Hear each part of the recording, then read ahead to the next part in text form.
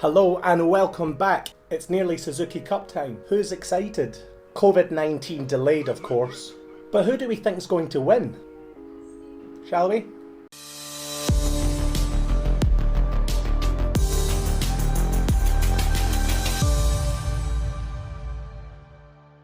Hello and welcome back to another episode of harcuscg TV. Today, of course, we're talking about none other than the Suzuki Cup 2020. Of course it's 21 because of the delay due to COVID. Very quickly though, let's look at the history behind the Suzuki Cup, otherwise of course known as the AFF Cup, the ASEAN Football Federation's Cup.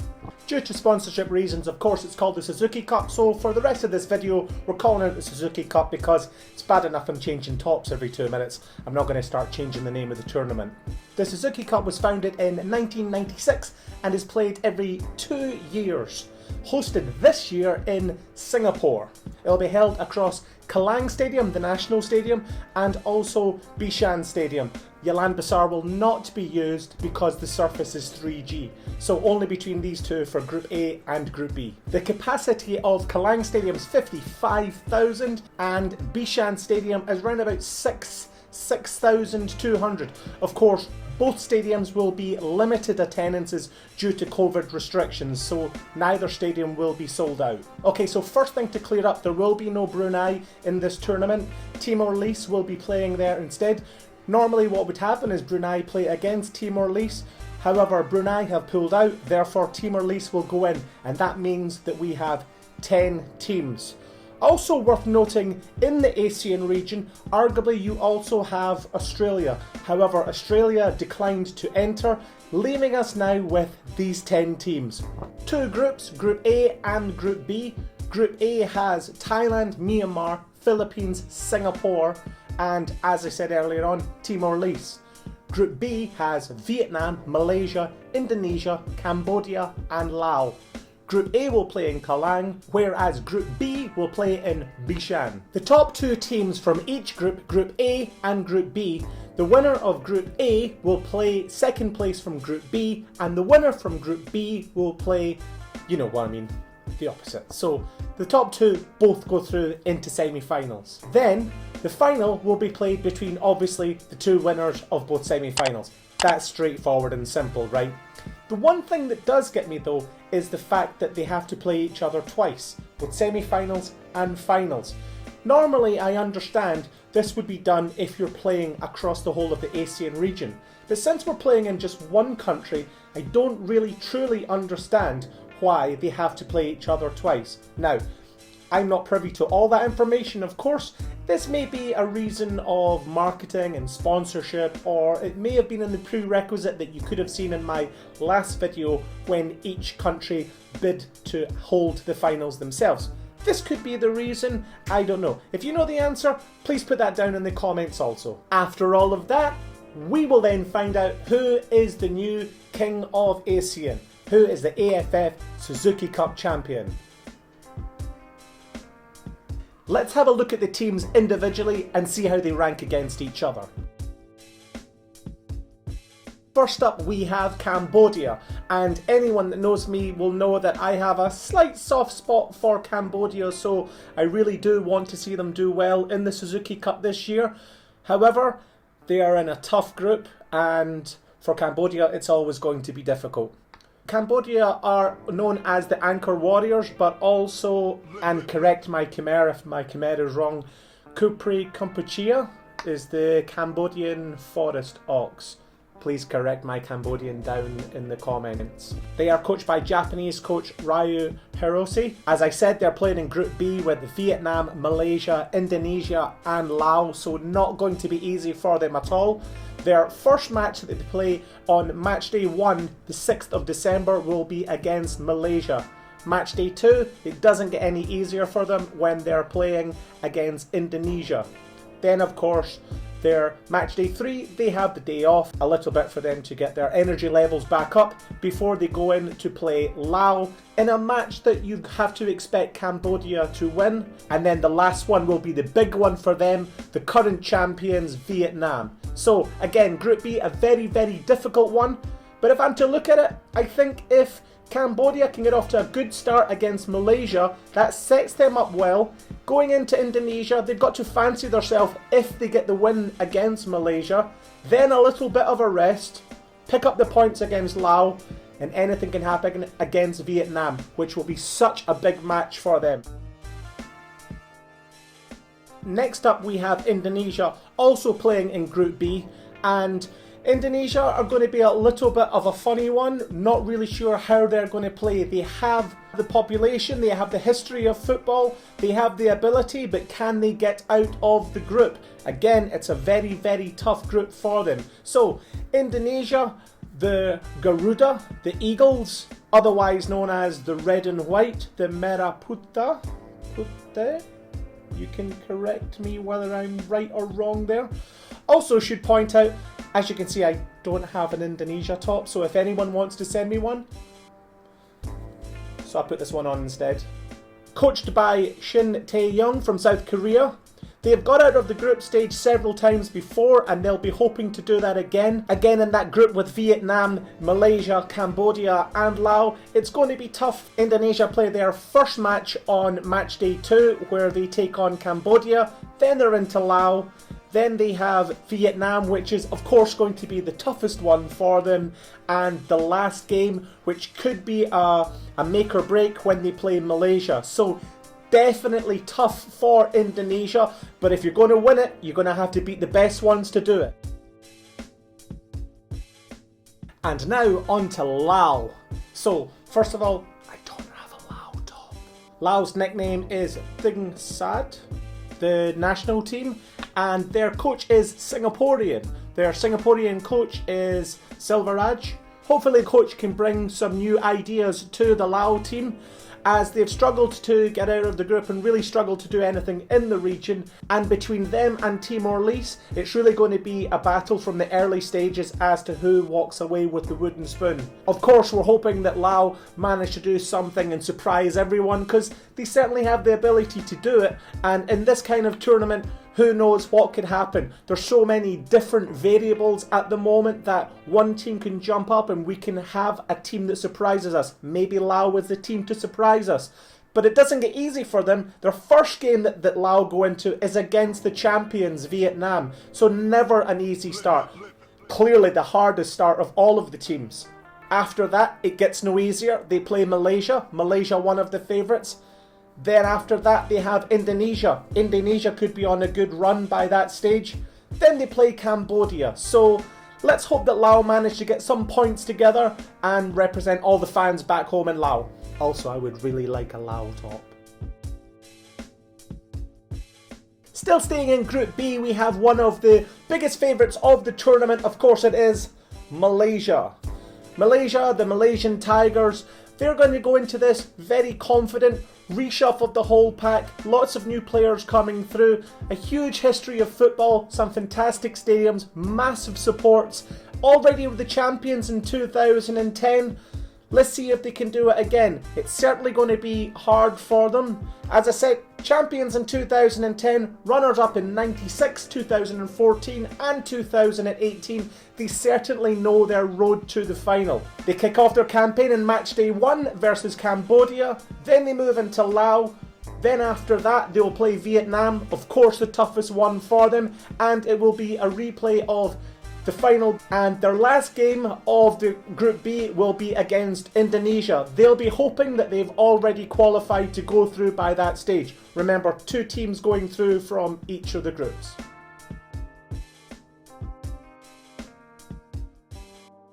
Taking a trip over to Group A, we have Myanmar. Myanmar, the White Angels, coached by Antoine Hey of Germany.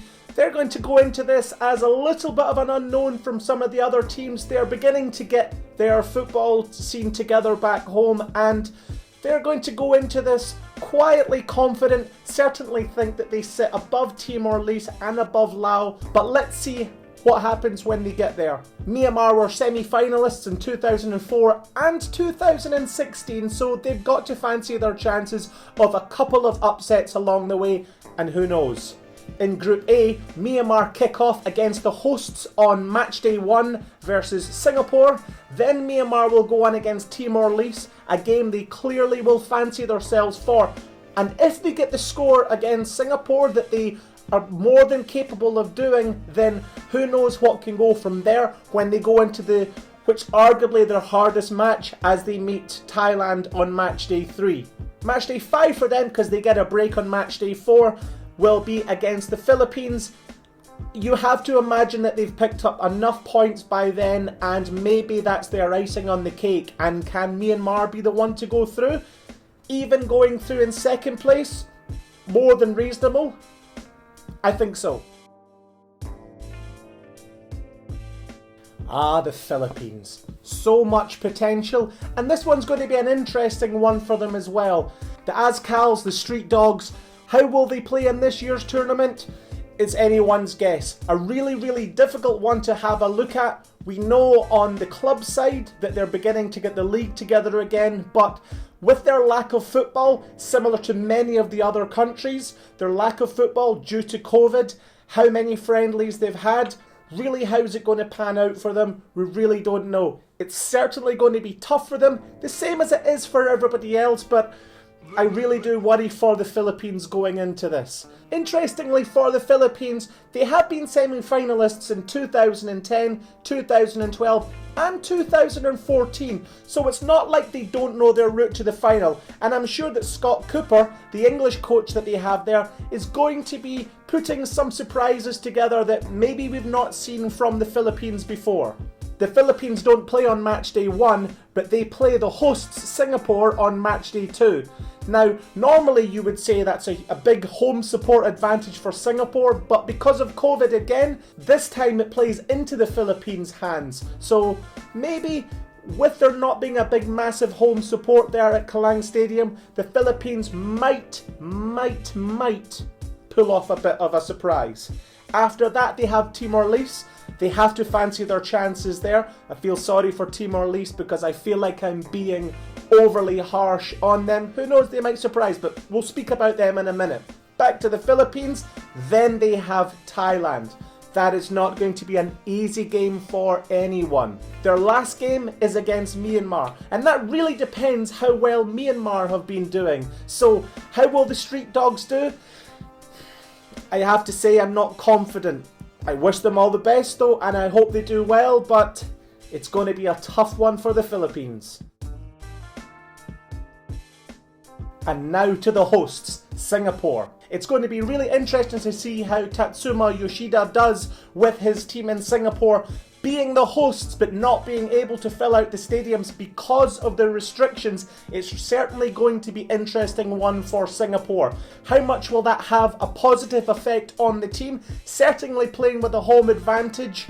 It's not going to be easy when you have teams like Thailand in there, but realistically Singapore can really look at potentially going through in second place.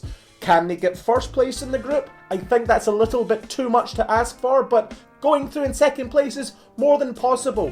Singapore do have a great pedigree in football in the region. They're the winners of the Cup in 98, 2004, 2007 and 2012. So it's not like they don't know how to get to a final, and they're going to have a lot of people supporting them. So let's look to see how Singapore are going to play. Singapore, first game on match day 1, they're into Myanmar. After Myanmar, they play the Philippines, potentially picking up all 6 points. After that, Timor-Leste, which again, you've got to fancy their chances with. And then finally, without a doubt, that's going to be, in my head anyway, the top of the table clash with Thailand to see who goes through top of the group. And now on to Thailand. Stomping in there, the War Elephants, they have to be the favourites of Group A to go through top of the group. If you're not talking about Singapore, you have to be talking about Thailand. Led by Mano Pokling, the manager who just left Ho Chi Minh City to take over the national team manager's job at Thailand, he's going to have them well drilled and stuck together well. He's done a lot going around the whole country to find players and bring them together. The Thai FA, they certainly know what they're doing when they're putting the entire squad together. There's been a lot of effort gone on behind the scenes, and so I'm sure everyone is going to look at taking Thailand seriously.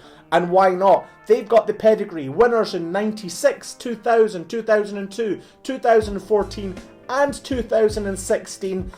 Still calling themselves the Kings of ASEAN, and why not? They've won it the most, and they have got to be going into this tournament with their confidence through the roof. Thailand kick off their campaign in a relatively easy match when they play Lease on match day 1.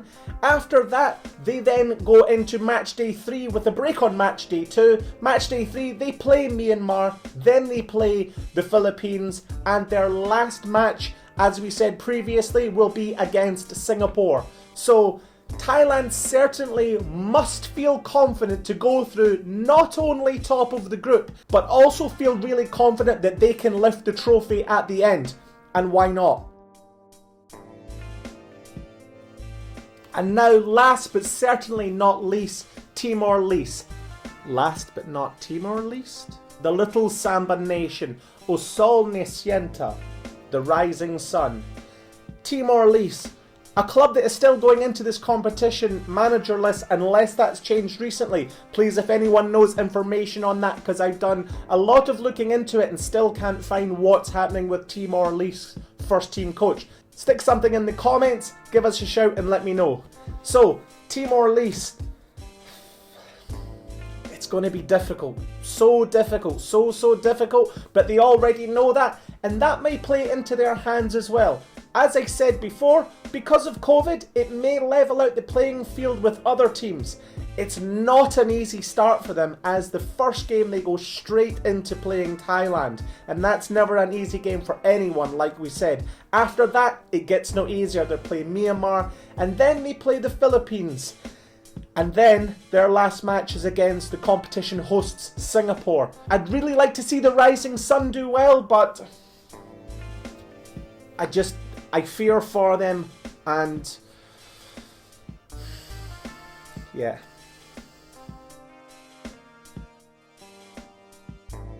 Going back to Group B, last year's champions and this year's favourites, Vietnam. It's going to be a brave person that puts any bet on Vietnam not winning. Vietnam, the team that's playing in World Cup qualifiers, that have had the highest number of competitive matches going into this tournament.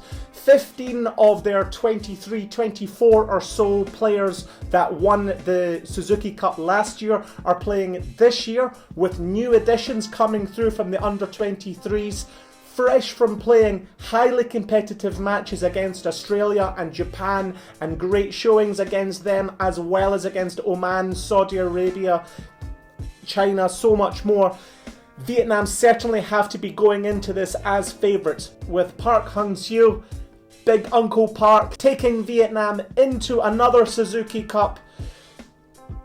I can't see past Vietnam. Vietnam must be, without a doubt, the top favourites to win this. Runners-up in 98, but they've won it in 2008 and 2018, and with sights on being the new, true Kings of ASEAN, it has to be Vietnam. So, who are Vietnam playing? Their first game against Laos, they've got to be looking at picking up the points there. Second match, they're getting a rest. Match day 3, they go in against Malaysia, which, as we said when speaking about Malaysia, that was the final in last Suzuki Cup.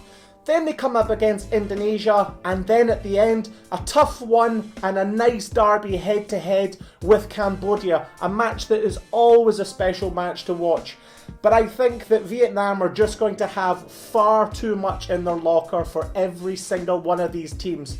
Korean Uncle Park has got them playing well, and yeah, I can't see past Vietnam. So out of all of these teams, Thailand, Myanmar, Philippines, Singapore, Timor-Leste, Cambodia, Laos, Malaysia, Indonesia, Vietnam, who do you think is going to win?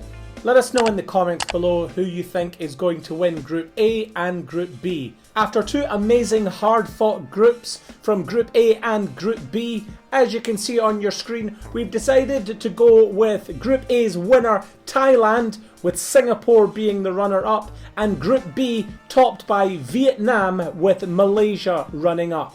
This of course will mean that Thailand will meet Malaysia and Vietnam will play Singapore in the semi-final, but who do you think is going to win from that? Are our results and predictions the same as yours? Let us know down below in the comments. And so who wins out of Vietnam and Thailand? For me, at harcuscg TV, there's only going to be one winner, and that's